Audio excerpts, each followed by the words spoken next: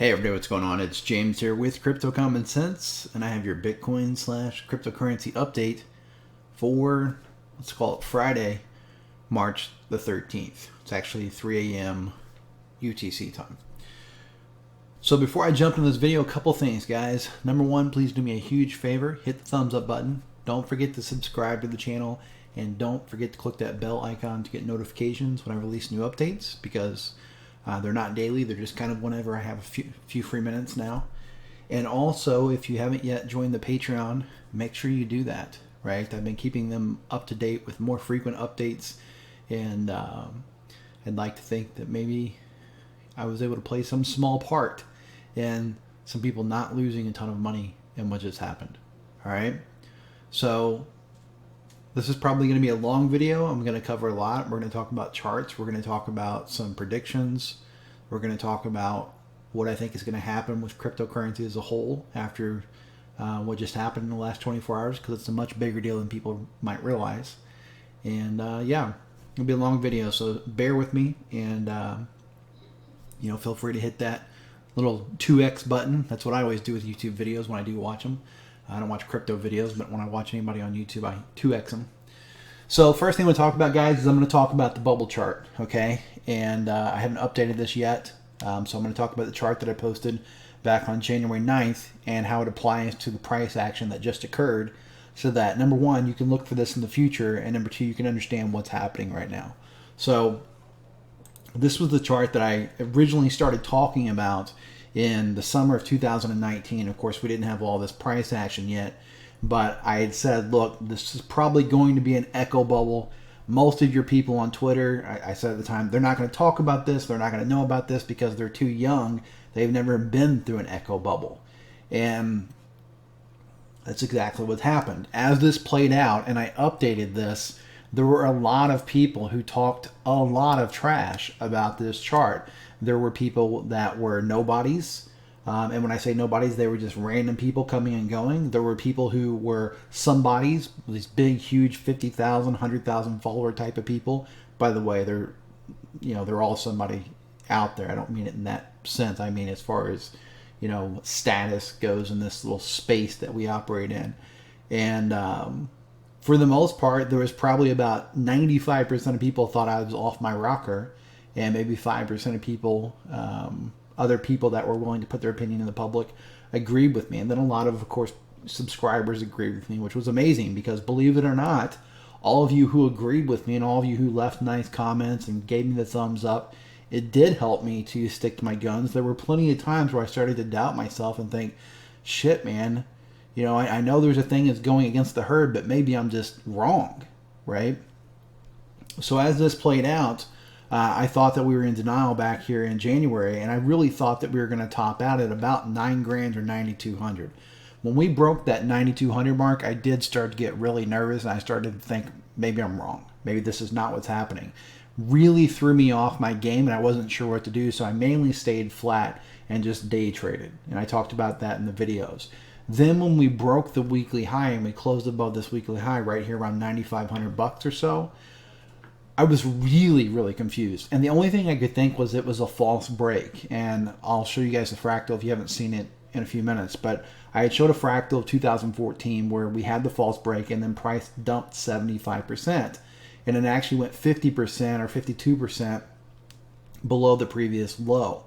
So I thought maybe that's what's happening, but instead of shorting it on a swing trade or a position trade, I decided just to go ahead and continue day trading and playing it safe. And that's what I did throughout this whole period. I did not take a swing trade. I did not catch, a $5,000 move or anything like that.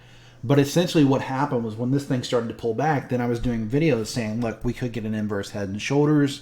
We could get, we could find support here. I started talking about all these different trend lines, which we'll talk about in a few minutes.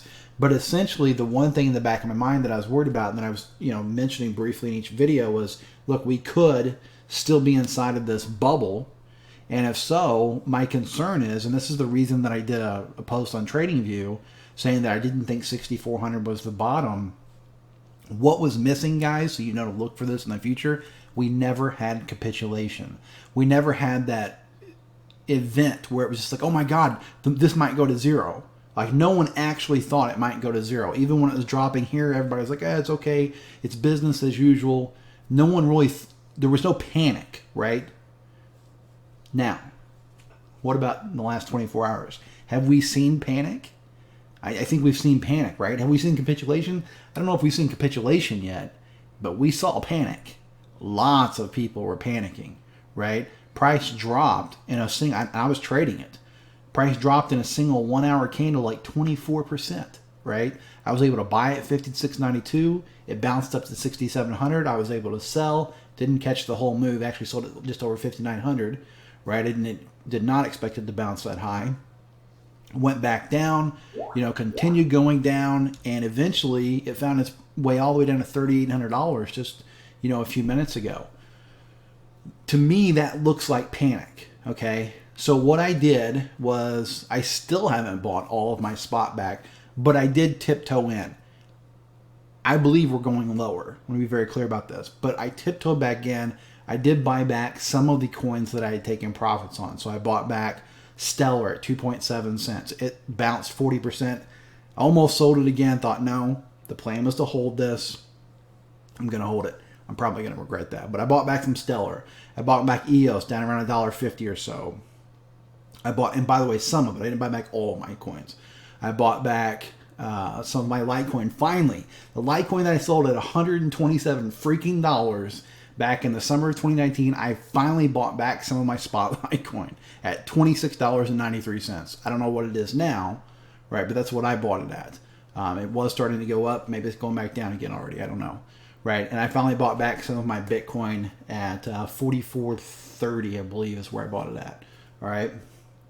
So I think we're going lower. The reason I bought there is because, those investments, they are long-term investments. I'm totally okay with holding them for years if that's what it takes to make money on them.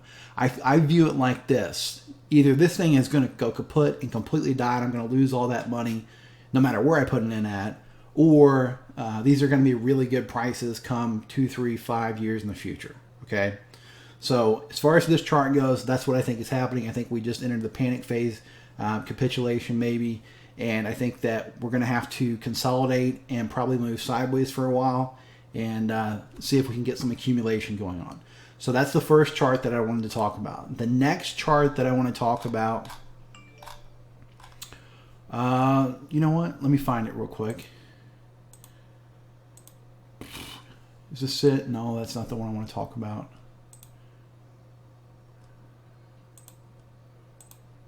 Well, hell, guys, I don't know where the damn chart went.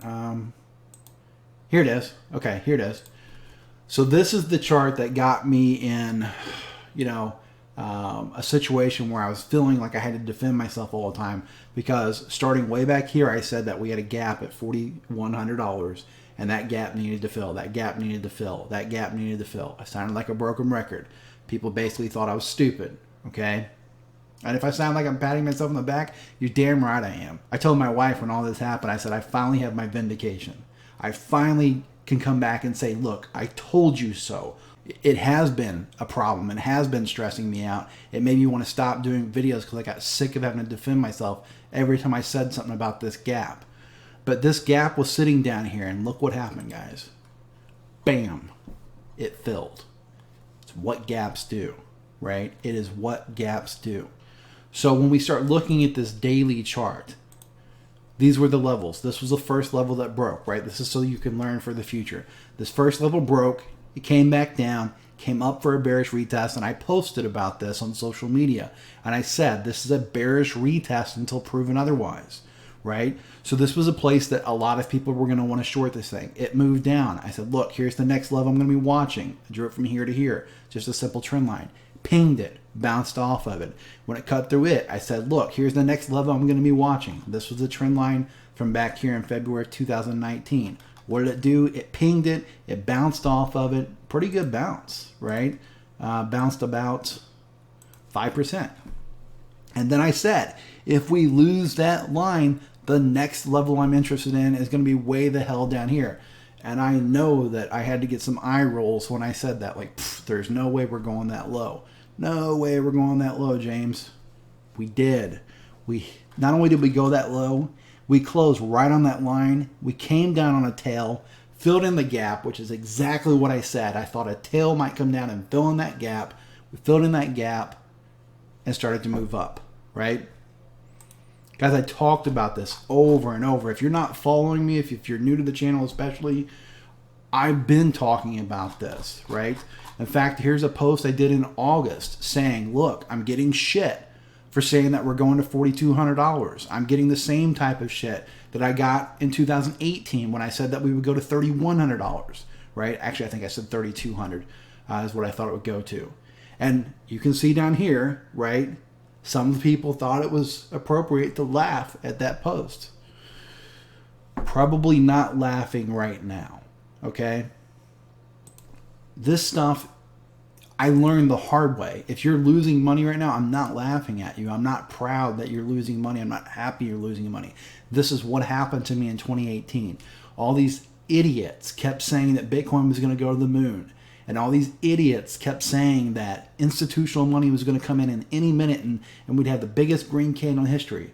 So I just kept holding on for dear life, hoping that it would go up. And what I found out the hard way was hope is not a trade plan. All right, ended up losing an enormous amount of money, and that's really what motivated me to get serious about this and really dedicate myself to learning how to do this stuff. And you can do the same thing, right? These are the things that you want to watch for. When you have trend lines and the trend lines break and give way, you want to watch what happens. If the price moves back up, is it going to be a bearish retest, or is it going to break right back through and keep moving up?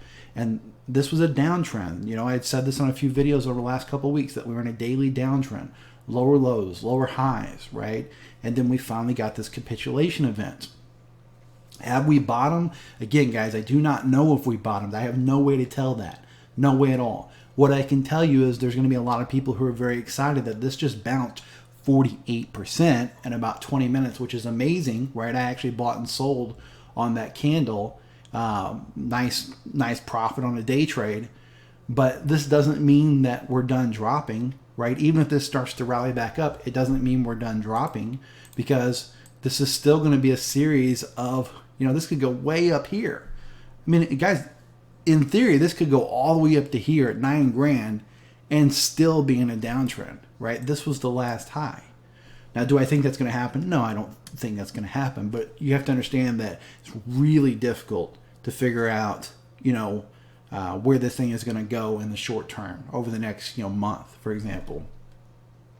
So that's kind of the daily chart. Again, I'm really happy that we filled in that gap, because that gap is what would not allow me to buy back my Bitcoin. That gap sitting down there is what made me go to bed at night restless. Like, I just can't put money in this thing, because if it collapses to fill in that gap, I'm going to lose, X amount of money. Well, it's filled in now. I can finally, stop talking about this gap, and I can finally relax a little bit. Okay. So let's look at some fractals and let's look at some reality real quick. So this is a fractal. This is the 2000, obviously current chart, 2020. This is the 2014 chart. And this is the chart that I was talking about over the last, couple months or so.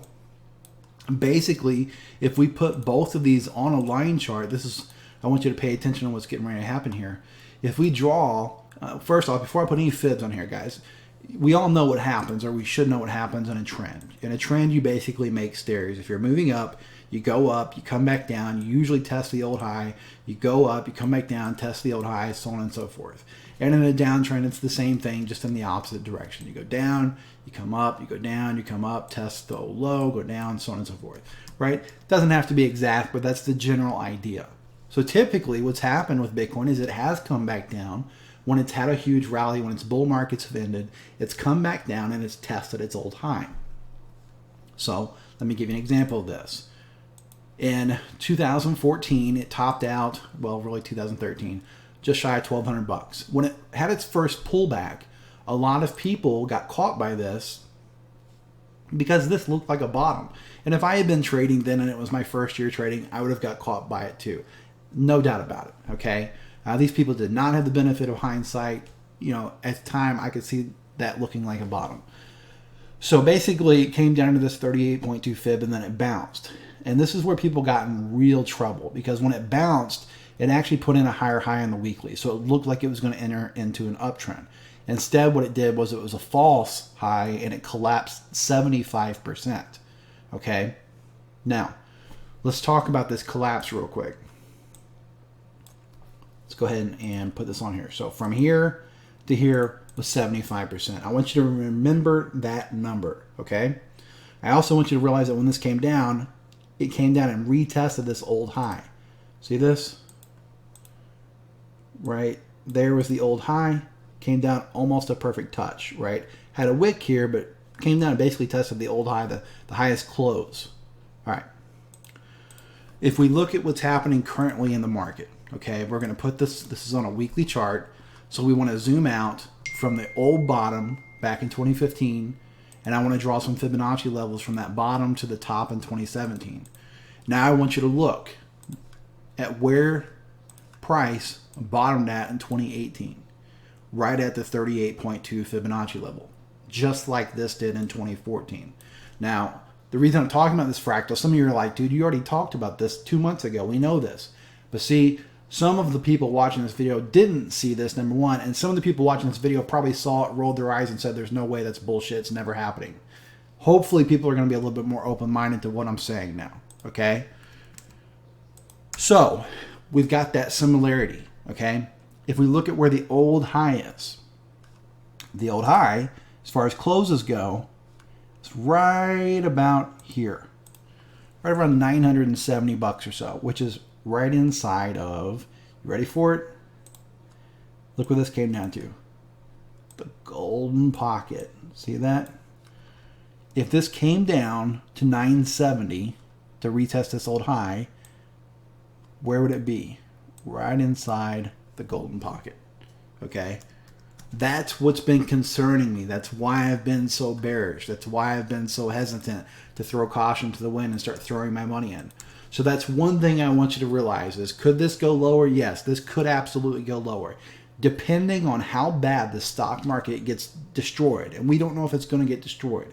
But depending on how bad the stock market goes down, right now, Bitcoin is showing itself to be a correlated asset. Everybody's like, well, Bitcoin has never had a prolonged bear market. It's always went up over the last 10 years. Yeah, well, it also happens that over the last 10 years, the stock market in the United States has had a historic bull run, the longest bull run in stock market history.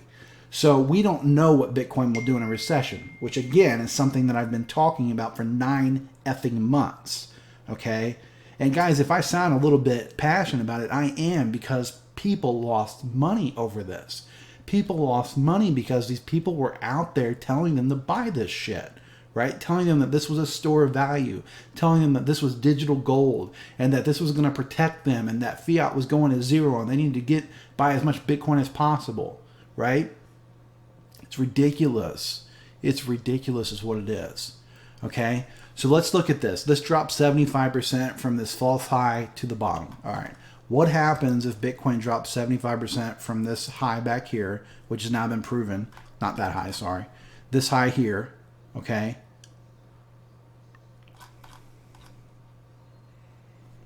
I'm losing my mind. Sorry. That is the high. Okay, so from this high here, what happens if it drops 75%?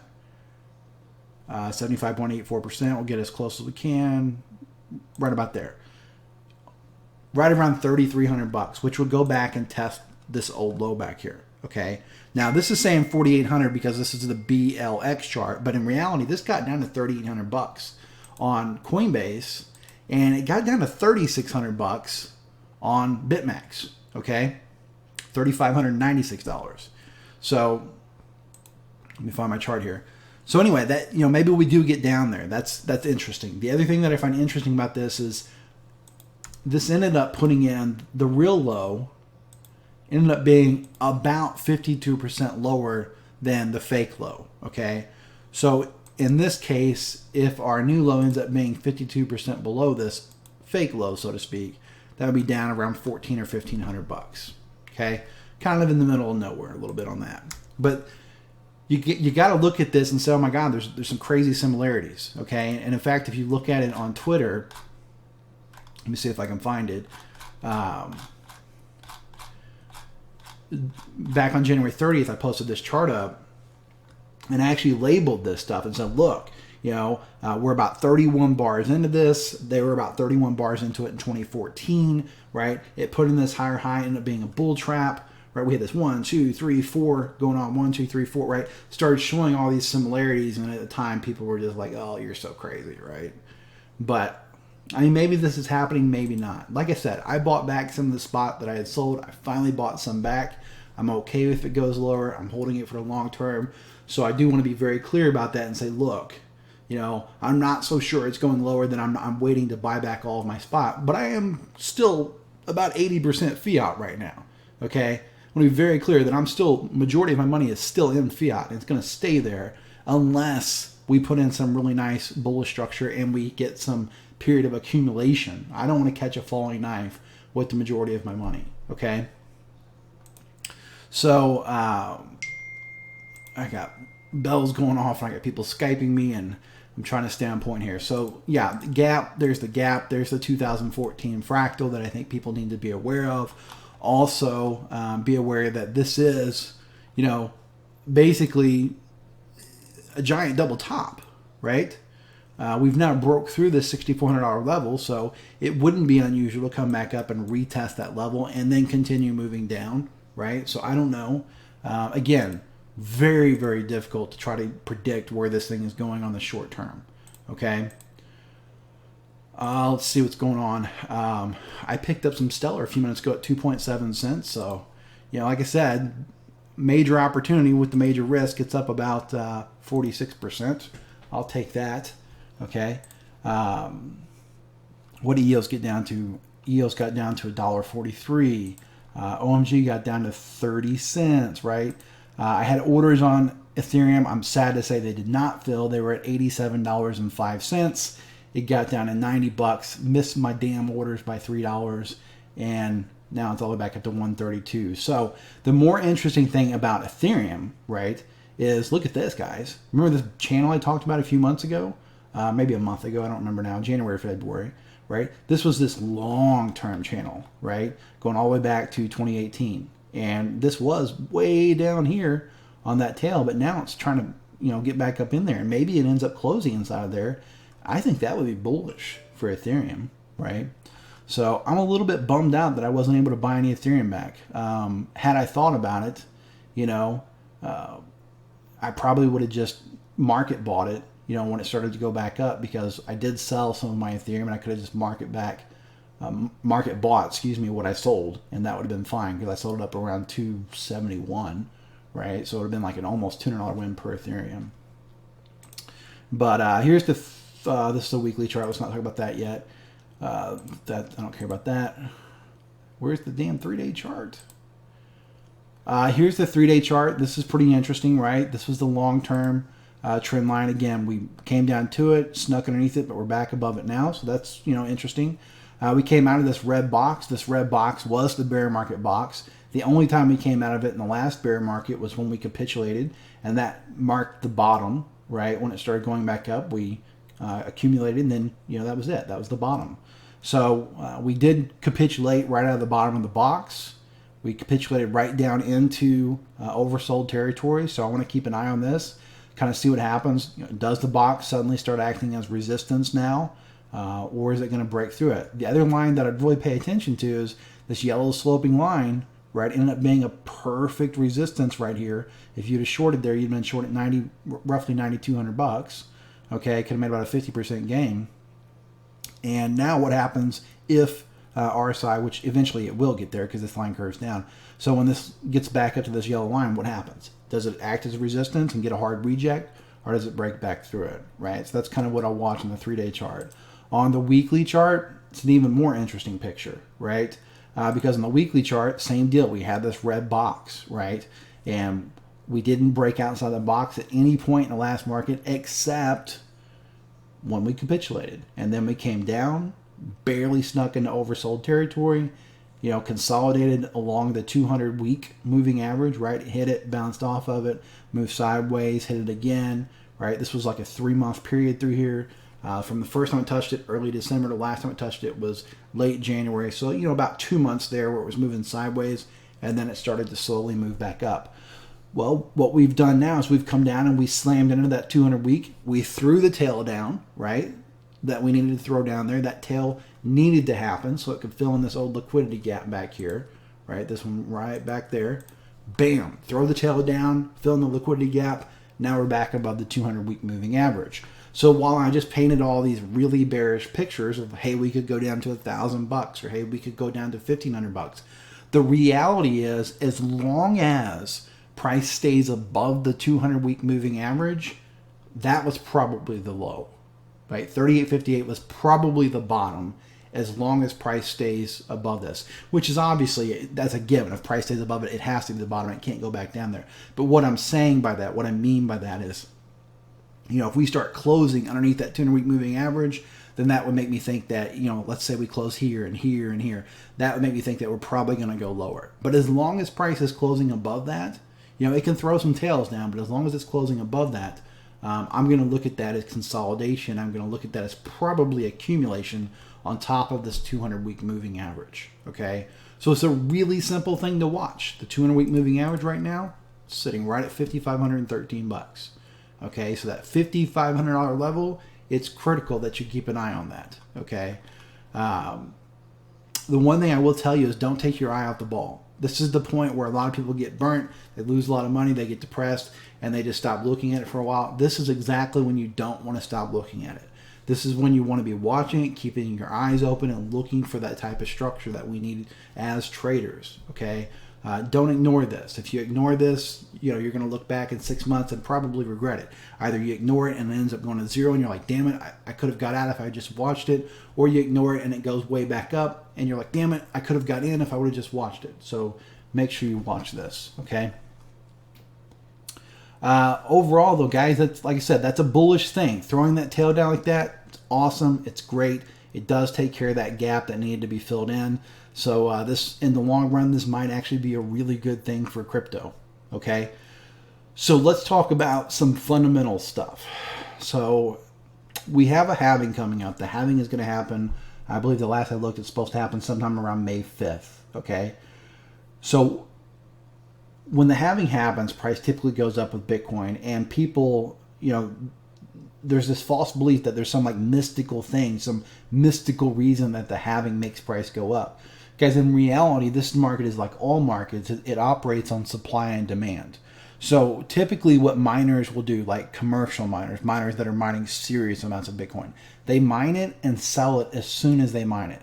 They're not holding it, hoping it goes up, right? They have to cover their operating expenses. Maybe they hold some of it, but they've got to cover their business expenses. So they're selling lots and lots of Bitcoin.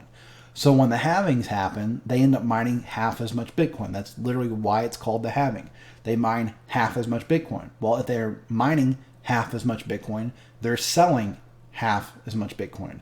If they're selling half as much, that's less supply.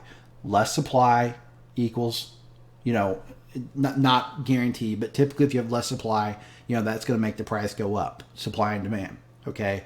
That's why the halving works the way it does. Now, what's happening with this is if price stays too low too long, some of these miners will end up going out of business, okay? And as they go out of business, that's actually going to decrease the cost to mine a Bitcoin. Now, why? Why does that work that way? Because the cost is based on competition. The more competition, the more expensive it is to mine a Bitcoin. So if certain miners start going out of business, it becomes cheaper to mine Bitcoin. If it becomes cheaper to mine Bitcoin, typically your price is correlated with the mining, right? So basically what I'm saying is that could be bad for Bitcoin. Bitcoin could come down because it's cheaper to mine. Long term though, look at it like this. If it's cheaper to mine, then what happens? New miners, maybe not the same miners, but new miners will typically enter the space, right? Competition will go up, the cost to mine will go up, price will go up, right? So long term, I don't look at this and go, oh my God, Bitcoin is going to zero. I don't think so. It's possible. Anything's possible. But I don't think so. I think this is one of those things where it's brutal. It's not fun for people that got caught on the wrong side of this thing. But the reality is this is not really moving abnormally, right? Gold came down to $200 plus in the last 24 hours, I believe. The S&P 500 had a catastrophic day again today, right? If we look at, this is actually my stock chart here. If we look at the S&P 500, okay, well, that's crude. Crude didn't have a good day either, but, well, this is a monthly chart, but S&P 500, right? If we look at this on a daily chart, had another terrible day, right? This is down from around 3,400 all the way down to 2,480. I mean, this is a massive thing for people, right? That's a 26.95% drop. That's bear market territory for stocks, okay? So, yeah, I think all of that is affecting Bitcoin. And I think that we have to keep an eye on that and be mindful of that because, if this finds support and starts to move back up, I think Bitcoin's probably going to move back up too. But if this does turn into something bigger, this does turn into this historic correction that a lot of people or crash, whatever you want to call it, if it turns into something historic like a lot of these analysts are calling for, and guys, I'm not near as qualified to talk about stocks as I am crypto. I do day trading in stocks, but as far as the bigger picture, not my wheelhouse at all, okay? But a lot of these, analysts are saying that we're due for this huge correction and things like that. And if we do see like a really big pullback in the stock market, I do think Bitcoin's going lower, right? And so whether you're trading stocks, whether you're in the United States or not, I would be watching the U.S. stock market with a close eye, okay? That's the S&P 500. The Dow Jones, I believe it had a rough day as well. I don't trade the Dow at all. I don't even know if this is a symbol for it. Yeah, I guess this is a symbol for it. Okay. Holy shit. Oh, it's a monthly chart. Okay. So, it's down. What's it down? Over 30%. These are really big deals. But you have to remember that, when they bounce, pretty good sign that, pretty good chance at least that Bitcoin is going to bounce as well. So, be really careful about trying to short Bitcoin. You probably won't hear me talk about shorting Bitcoin anymore for a long time. Okay. I don't have a whole lot of confidence in shorting $5,000 or $6,000 Bitcoin. That's really cheap Bitcoin. Okay. Even if it could go to $1,000, I'm not interested in trying to ride it there. So there's a lot going on in the world right now. This coronavirus stuff is pretty serious. And I'm not going to talk about that a lot because I'm not qualified. I'm not a medical professional. But, I have been keeping up with some of the doctors that are talking about it, not the media. The media is trash. But some of the doctors and things that are talking about it, it's probably not as big of a deal as what the media is making it sound like, right? As far as like death rates and things like that goes. But it is a big deal. And from a business standpoint, I don't want to talk about the medical standpoint of the human suffering standpoint because that stuff's very serious. People are dying from it. But from a trading standpoint, what we have to look at is, how much fear is it causing in the marketplace, right? And as long as people think it's a huge deal, whether it is or isn't, I don't know. But as long as people think it's a huge deal, that's going to affect the markets, okay? So just keep that in mind. And even if this does end up being a bear market, like on the Dow Jones, for example, standard technical analysis would say that this would probably come back up and at least retest this old level of support before moving lower. Well, if it does, of course, Bitcoin can move up as well. So, it's just one of those things right now where I'd be very careful. I would be very prudent with any investments you're making and be mindful of your risk management strategies. Okay. So, trying to think if there's anything that feels critical to talk about. I don't think so. I think I pretty much covered everything for this part. Again, for those of you that, have been following me a while and leaving positive comments and you've been a positive force, I appreciate you. You helped me to, continue my path versus caving in and giving in to the Moon Boys, which is what I did in 2018. And it cost me a fortune. So I appreciate you. Even if you weren't saying, I agree with you, if you were just watching the videos and liking the videos, to me, that was kind of like, okay, people appreciate this. I must be doing something right. So thank you for that. But again, magical line that I'd be watching right now is what happens with this 200-week moving average.